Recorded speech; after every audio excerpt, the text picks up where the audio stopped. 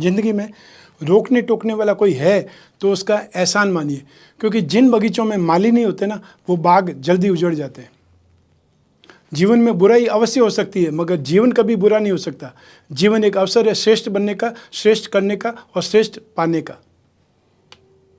नमस्कार, मैं हूं कमल श्रीमाली। आप सभी का बहुत बहुत स्वागत आपके अपने चैनल में। और 29 मार्च 2025 को शनिदेव के मीन राशि में प्रवेश के इस विशेष एपिसोड में, यह एपिसोड आपकी राशि, नाम राशि अर्थात मून साइन पर आधारित है। इस एपिसोड में शनि के गोचर विश्लेषण के साथ साथ आपकी आर्थिक स्थिति, जॉब, बिजनेस और प्रोफेशन, दाम्पत्य सुख, संतान सुख और स्वास्थ्य के ऊपर शनि का क्या प्रभाव पड़ेगा, वो भी जानकारी देने वाला हूँ। 29 मार्च 2025 की रात्रि में 9:45 से पूर्व भाद्रपद नक्षत्र के चौथे चरण में प्रवेश करते ही शनिदेव मीन राशि में आ जाएंगे। आपकी मीन राशि से लाभ भाव 11th हाउस और नाश भाव अर्थात 12th हाउस, दोनों भावों के स्वामी शनि अब गोचर वसात राशि से 1st हाउस में अर्थात लग्न, चंद्र लग्न में आ जाएंगे और आपको 7.5 का सेकेंड चरण स्टार्ट हो जाएगा। 1st हाउस में स्थित होकर के शनिदेव अपनी तीसरी दृष्टि से पराक्रम भाव को, सप्तम दृष्टि से दाम्पत्य सुख भाव को, दसम दृष्टि से कर्म भाव को देख करके प्रभावित करेंगे। शनि के मीन राशि में गोचर का सारांश कहूँ तो ये गोचर आपके लिए विशेष रूप से प्रभावशाली रहेगा, क्योंकि शनि महाराज आपकी ही राशि में गतिशील रहेंगे। भाई बहनों पर आपका स्नेह और मधुरता बढ़ेगी। वैवाहिक जीवन में उतार चढ़ाव की स्थिति रहेगी। जीवन साथी को स्वास्थ्य संबंधी समस्याएं परेशान कर सकती है। आपके उनसे संबंध बिगड़ सकते हैं, इसलिए आपको ध्यान देना होगा। व्यावसायिक संबंधों के लिए ये एक अच्छा समय काल है। आप कुछ नए लोगों से व्यावसायिक संबंध स्थापित कर सकते हैं, उनसे व्यापार को लाभ मिलेगा। व्यापार के लिए कोई लॉन्ग टर्म जो प्लान है वो आपके लिए बहुत कारगर साबित होने वाला है। नौकरी करने वाले लोगों को भी अपनी समझबूझ से काम करना और कठिन मेहनत से काम करने से आपको लाभ मिलेगा, लेकिन मेंटल स्ट्रेस लगातार बना रहेगा। जब बृहस्पति वक्री होंगे अर्थात 13 जुलाई से 28 नवंबर 2025 तक मानसिक तनाव के साथ साथ शारीरिक समस्याएं बढ़ सकती है और वैवाहिक संबंधों में उतार चढ़ाव बढ़ जाएगा। इस दौरान आपको बहुत ज़्यादा सावधानी बरतनी होगी। तो आइए अब जानते हैं कि आपके जीवन में महत्वपूर्ण क्षेत्रों पर शनि के गोचर का क्या प्रभाव पड़ने वाला है। सबसे पहले बता रहा हूँ आर्थिक स्थिति के बारे में।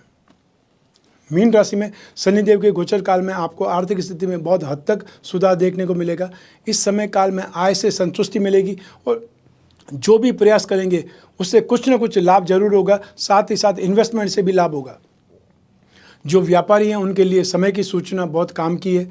आप लोग समय का सही इस्तेमाल करके लाभ में बलवान बन सकते हैं या लाभ कमा सकते हैं। जो लोग जॉब करते हैं वे सिर्फ जॉब वर्क या ओवर टाइम करके ही इनकम को बढ़ा सकते हैं।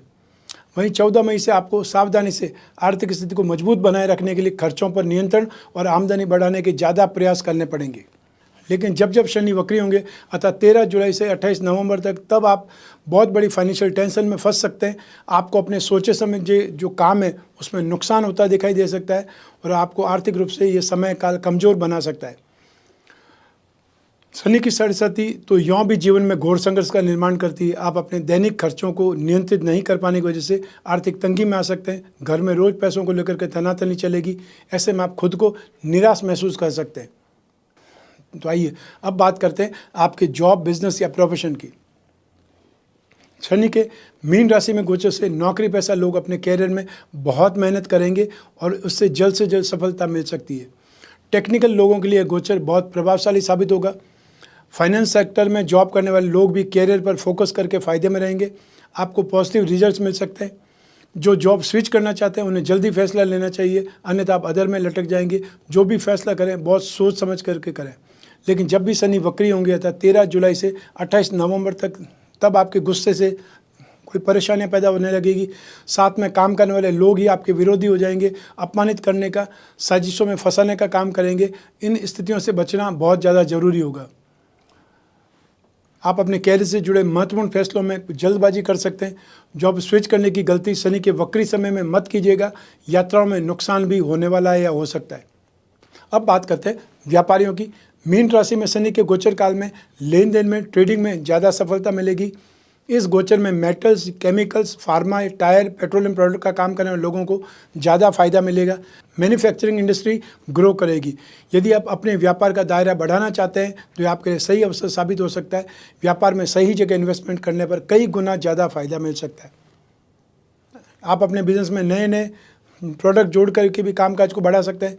मार्केटिंग में, सेल्स में सही लोगों को, प्रोफेशनल लोगों को रखिए, चाहे सैलरी ज़्यादा देनी पड़े, वे आपके काम को नेक्स्ट लेवल पर ले जा सकते हैं। ज़माने के हिसाब से प्रैक्टिकल होकर के आगे बढ़िए। अपने बिजनेस के प्रोडक्ट से संबंधित लोगों को साझेदार भी बना करके व्यापार का विस्तार कर सकते हैं। लेकिन जब भी शनि वक्री होंगे तब व्यापार के क्षेत्र में थोड़ी मंदी देखनी पड़ेगी, परेशानियां और लॉस भी सहन करना पड़ सकता है। अनजान लोगों के साथ में काम नहीं करें, उन पर भरोसा नहीं करें, अन्यथा वो आपकी लंका जला सकते हैं। व्यावसायिक लेन देन में फ्रॉड लोगों से सावधान रहें, सामान की चोरी भी संभव है। तो आइए अब बात करें वैवाहिक सुख की, दाम्पत्य सुख की। मीन राशि में शनि के गोचर से दाम्पत्य जीवन में खुशी का एहसास होगा और स्नेह में वृद्धि होगी। जो लोग कार्य व्यवसाय के कारण अपने परिवार से दूर रहते हैं, वे इस गोचर में साथ रहने की व्यवस्था कर लेंगे। माता पिता की समझाइश से आपका रिश्ता सुधरेगा या और भी मैच्योर्ड होगा। आपके दाम्पत्य जीवन में 14 मई से समय और बेहतर आएगा। जो लोग रिलेशनशिप में, वे जीवन में खुशियाँ और प्यार को महसूस करते हुए जीवन जिएंगे, एक दूसरे का साथ निभाएंगे। और जो अविवाहित हैं, विवाह के सपने देख रहे हैं, उनके लिए भी कुछ न कुछ हलचल होने वाली है शनि के इस गोचर में। जब जब शनि वक्री होंगे, अर्थात 2025 में तो 13 जुलाई से 28 नवंबर तक है, तब कुछ समस्याएं देखने को मिल सकती है। जीवन साथी नासमझी में आपके ऊपर गुस्सा हो सकते हैं। यह समय आपके दाम्पत्य जीवन के लिए बहुत दुखदायी हो सकता है। जो लोग फ्रेंडशिप में, उनके मतभेद, विरोधाभास वाली स्थिति होने लगेगी। और जो विवाह के बारे में सोच रहे हैं, उनके विवाह में देरी हो सकती है। कुछ लोगों के पेरेंट्स आपके जीवन साथी के व्यवहार से तंग आकर के आपको अलग करने का फैसला कर सकते हैं। तो आइए अब बात करें संतान सुख के बारे में। मीन राशि में शनि का गोचर संतान सुख के मामले में आपको भाग्यशाली बनाएगा, क्योंकि बृहस्पति पराक्रम भाव में स्थित है। संतान के लिए विशेष उन्नति कारक समय है। संतान का सुख और सहयोग मिलेगा और जो संतान प्राप्ति की इच्छा रखते हैं उनको भी खुशियां मिलेंगी। जिनकी संतान बड़ी है उनसे साथ मिल सकता है, सहयोग मिल सकता है। और जो पेरेंट्स अपनी संतान के विवाह की इच्छा रखते हैं, उन्हें 18 अक्टूबर तक और इंतजार करने की आवश्यकता है। जब जब शनि वक्री होंगे था 13 जुलाई से 28 नवंबर तक, तब आपका आपसी मतभेद संतान के लिए कष्टकारक साबित होगा। संतान से मतभेद की संभावनाएं भी बनेंगी।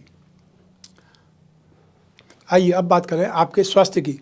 मीन राशि में शनि के गोचर से आपको स्वास्थ्य में राहत और सुकून महसूस होगा। पॉजिटिव चेंजेस देखने को मिलेंगे। यह आपको पुरानी बीमारियों से बचाने में मदद करेगा। धीरे धीरे आप खुद को एनर्जेटिक महसूस करने लगेंगे। अपनी लाइफस्टाइल को बदल करके भी स्वास्थ्य में बदलाव लाया जा सकता है, यह ध्यान रखना पड़ेगा। यह आपको योग और प्राणायाम से जुड़ने के बाद में पता चलेगा। लेकिन जब भी शनि वक्री होंगे तब शरीर निस्तेज होने लगेगा। कामकाज के कारण मानसिक तनाव का असर शरीर पर हावी होने लगेगा, शरीर पर दिखाई देने लगेगा। शरीर में खून की कमी या किसी घटना से चोट लग सकती है। स्वयं के वाहन से यात्रा करते समय भी चोटिल हो सकते हैं।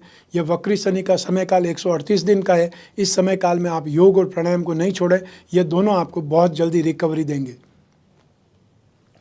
तो आइए अब बात करते हैं उपायों की। मीन राशि वाले जातकों को शनि के दान और उपाय करने चाहिए।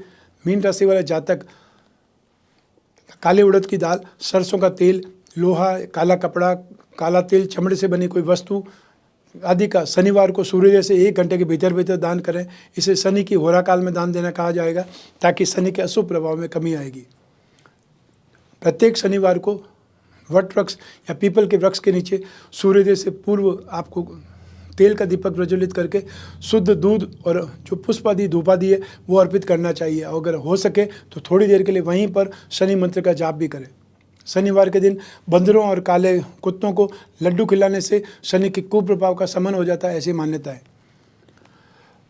शनि से उत्पन्न भीषण समस्या के लिए भगवान भोलेनाथ और हनुमान जी की पूजा उपासना एक साथ में करनी चाहिए। आप शनि चालीसा, शिव चालीसा, बजरंग बाण या हनुमान भावुक या हनुमान चालीसा का पाठ कर सकते हैं।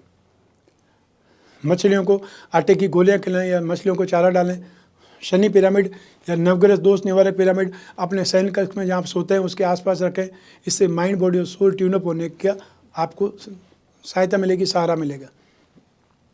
दशरथ रचित शनि स्तोत्र का पाठ तो सर्वश्रेष्ठ है ही शनि 7.5 या ढैया निवारण के लिए।